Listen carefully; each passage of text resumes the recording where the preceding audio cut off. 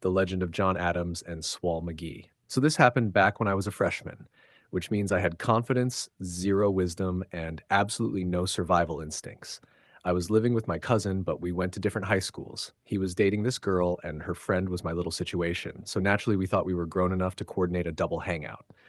Translation: we were children playing adult. So we make plans to pull up to his girlfriend's house after school. I get out, text my cousin like I'm finna freshen up and head over. Cool, normal, responsible. 40 minutes go by, no response. But I'm young and naive, so I'm like, he probably busy or kidnapped. Either way, I'm still going. So I hop on my bike and ride for about 30 minutes.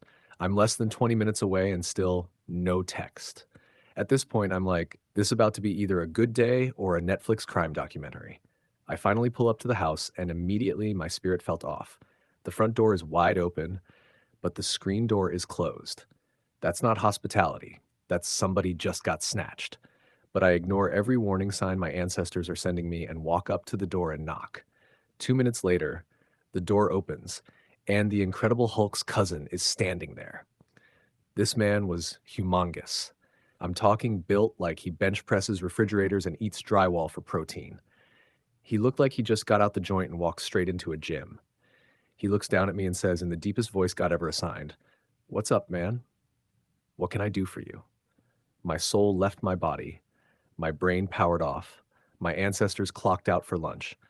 I'm standing there looking like I'm about to pee on myself, so I panic and say, excuse, sir. Would you happen to know if my friend came by here? He goes, nah, what's your friend's name? Now my brain is empty. No names, no thoughts, just vibes and fear.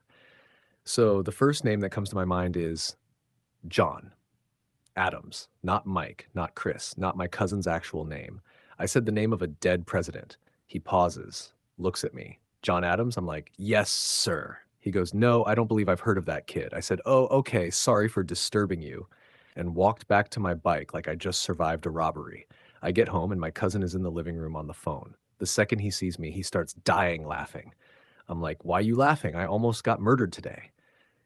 He goes, bro, we canceled. I texted you. I'm like, no, you didn't. He's like, yeah, I did. Liar. A liar who almost got me adopted into the afterlife. Fast forward 2 or 3 weeks later, cousin comes to me like, bro, let's try again. Everybody's free now.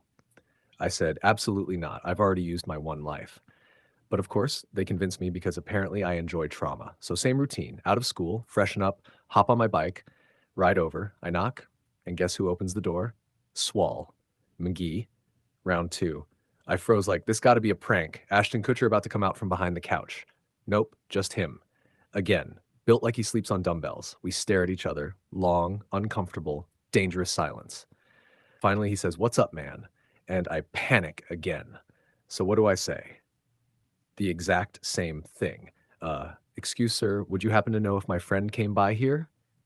He doesn't even entertain it this time. He looks me dead in my soul and says, man, didn't you come over here looking for that John Adams kid last time? That was my out. I took off running like I stole something. Not jogging, not power walking, running. Like the house was on fire.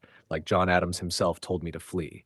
I ran so fast my bike didn't even matter anymore. I was out there on foot like Forrest Gump. I never went back to that house. I never saw Swole McGee again. And John Adams is still missing to this day.